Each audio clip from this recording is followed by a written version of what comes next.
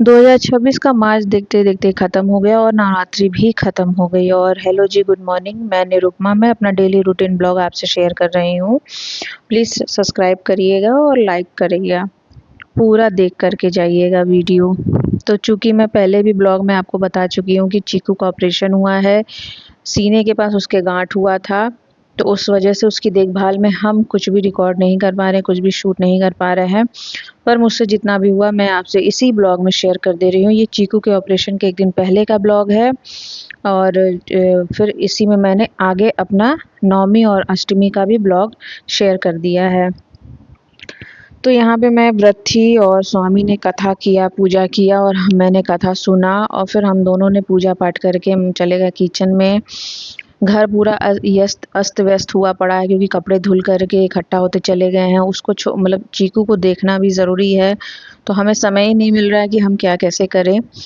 फिर हमने मैंने मूंगफली भुना, चाय बनाया और फिर इसके बाद हम थोड़ा सा बैठ के चाय पियेंगे, खाएंगे। चीकू भी साथ में खाएगी इस ब्लॉग में, जो कि उसके ऑपरेशन के एक दिन पहले का है, एक डेढ़ दिन पहले का है। स्वामी यहाँ पे कप वप धुल रहे थे और मैं यहाँ पे बना रही थी व्रत का। चूँकि स्वामी नहीं व्रत है तो उनके लिए खाना है, वो अपना खाना खाएंगे, नानी और स्वामी। मैं व्रत हूँ सिर्फ। और बृहस्पतिवार से शुरू हुआ था, बृहस्पतिवार पे ही ये व्रत ख़त्म हो रहा है। और फिर हम चाय वाय पी के लेट गए। चीकू यहाँ पे जहाँ स्वामी रहेंगे चीकू वहीं रहेगी।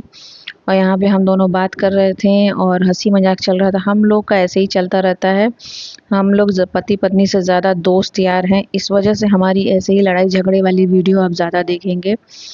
और उसके बाद मैंने सोचा कि चलो शाम हो गया है, एक दो बार और चाय मैंने पिया और उसके बाद मैं चली गई थी शाम को चढ़ाने के लिए चीला बनाने।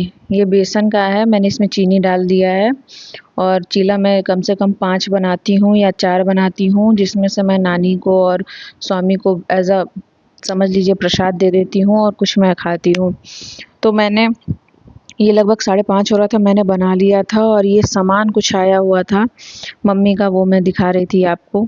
इसके बाद स्वामी चले गए थे, मैंने बना लिया था प्रसाद, तो स्वामी पूजा करने चले गए थे और साथ ही साथ आरती भी हो गई। फिर चीकू भी बैठी थी कि मुझे भी कुछ खाने को मिलेगा, तो मैंने भाई जो प्रसाद सुबह चढ़ाया था उसमें से उठा के चीकू को दे दिया, वो खा ली। फिर इसके बाद दूसरे दिन का ब्लॉग मैं आपसे शेयर कर रही हूँ इसी में।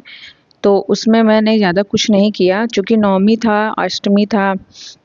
मम्मी तो खैर पूजा करती हैं और शायद मेरी सास भी पूजा ही कर रही होंगी, मुझे ज़्यादा पता नहीं है। लेकिन मैंने देखा है कि हलवा पूड़ी चना चढ़ता है, तो मैंने भी हलवा पूड़ी चना बना लिया था।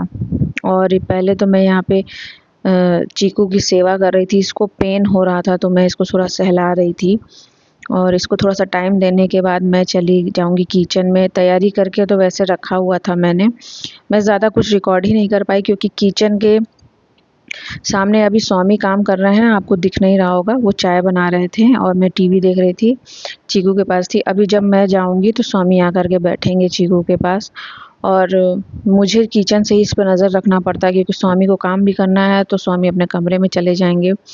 फिर मैंने धनिया के स्टैम्प और जीरा पाउडर, धनिया पाउडर, मसाला पाउडर, मतलब गरम मसाला पाउडर, अदरक डाल के, टमाटर डाल के पेस्ट बनाया। यही पेस्ट मैंने सब्जी में, आलू मटर की सब्जी में यूज़ किया है और यही मैंने चना के में भी यूज़ किया है। चावल चढ़ाया, पूरी बनाया और हलवा सूजी का बना लिया था क्योंकि स्वामी आटे का हलवा नहीं खाते हैं।